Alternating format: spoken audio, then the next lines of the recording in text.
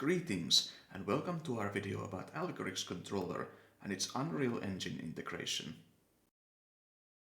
This project had two goals, and the first one was to use Algoryx's provided AgxPy programming language, which is Python with more tools, to implement an autonomous controller for an excavator to reach a desired goal position.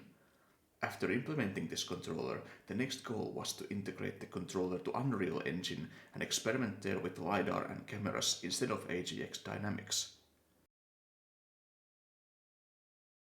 The user inputs Cartesian coordinates in the terminal, and the excavator moves its bucket to the given coordinates. The controller gives velocity commands to the excavator's motors.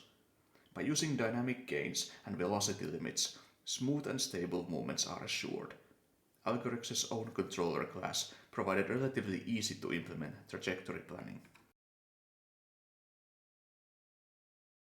Due to some challenges with some of the important functions, a new algorithm had to be developed to reach the first goal of the project. However, where some of Algoryx's functions failed, their other functions provided a workaround for a working controller. On the Unreal Engine side, things worked quite well.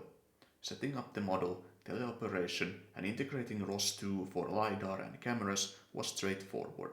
Unreal's flexibility made real-time testing and adjustments easy.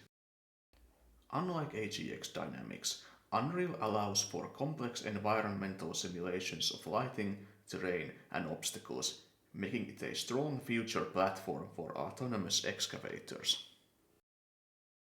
However, the main challenge was coupling AGX and Unreal. Mismatched coordinate systems and physics behaviors caused instability. Given more time, we could have refined the integration. Still, Unreal proved to be a powerful simulation tool. A more Unreal native approach could fully unlock its potential for future automation projects.